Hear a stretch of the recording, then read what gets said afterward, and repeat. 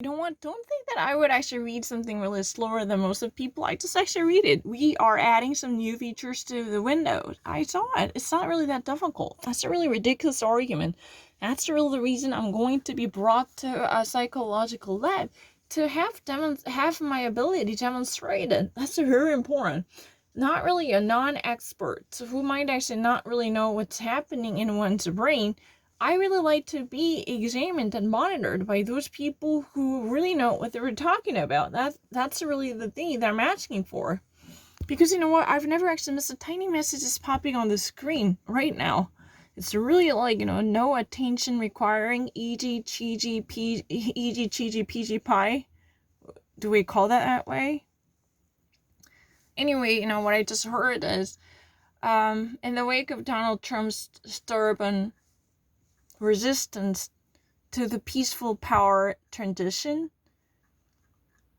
the majors and the generals taking up the high-ranking positions in the Pentagon decided to come out and send out a very strong message, which could be an instructive lesson to Donald Trump. Because there had been immediate disruption created by Donald Trump. He fired, at the time, incumbent Defense Secretary Mark Esper, and he actually just placed Christopher Miller to serve that honor. But that was another hiccup.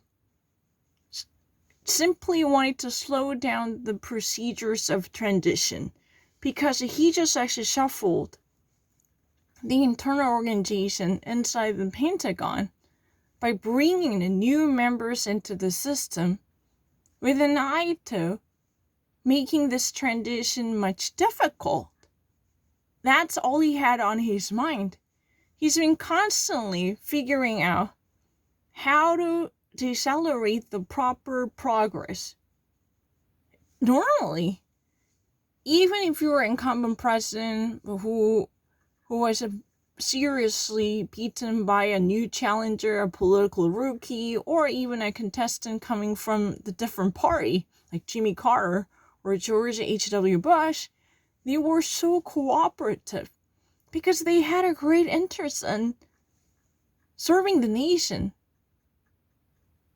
because they prioritized what's good for America ahead of their own ego. That was what it is about. This, former Secretary Johnson actually said. I heard that. Former Secretary Johnson, he actually said to Jonathan, who was just sitting in for Joy, I think. Joy Reid is absent today, so AM Joy is hosted by Jonathan. I don't really know his last name. I never learned it. I'm not really so sure. But I just like to turn it on. But the thing is, this type of toss-up in the Pentagon, would it be motivated by his desire to suppress any willful step towards the power transition and the transfer of power? He just really wants to introduce another dog and pony show that might distract the people from the meaningful transitional phase that should have been undertaken immediately following from the election results. But the problem is he just couldn't make a concession, and he is still holding on to a very delusional idea. And Rudy Giuliani is at the forefront of his illegal challenges, no matter how ridiculous they might be. And Rudy Giuliani is not really the person who specializes in the election law, and he has no history in this realm. It's a really kind of interesting combination. But yeah, I know most people like to say that this isn't really about Donald Trump's accruing his political capital for the next presidential election by actually pivoting this message that election was stolen. He really wanted to gather as many disbelievers as possible who would normally fret over the injustice of the system. He just really likes to preach the message to them because they are already converted. So they even actually changing the mantra. The 4 more years. And then behind this type of political brouhaha, there is Roger Stone, a formal convicted conman whose mind works really well to agitate other people.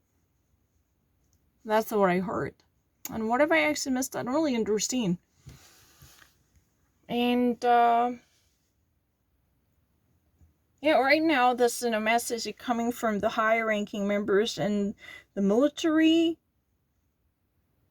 Can actually give out a significant message to Donald Trump. Because there is a shakeup to rattle the cage in the Pentagon. Not just the replacement of the DOD secretary. That's not really the end of the story. The key members taking up the important positions in the Pentagon, they were also being displaced and replaced with someone else. So-called the Donald Trump loyalists. What does that mean? Donald Trump really wants to hold on to the very grip on his power. And that way he can actually put this... he can actually... put the kibosh on the peaceful transition.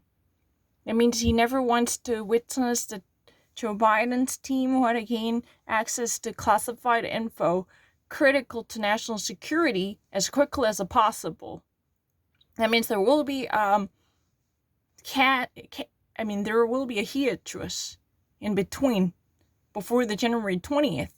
That means there will be no significant undertaking immediately taken by the team Joe Biden. Then that would be another miss. Think about it. They should already actually obtain what's been given because the president-elect is entitled to obtain information delivered by the national security intelligence community. But the thing is, this whole procedure is being taken hostage.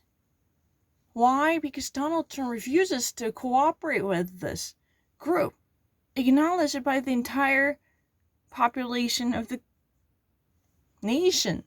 That's really bizarre.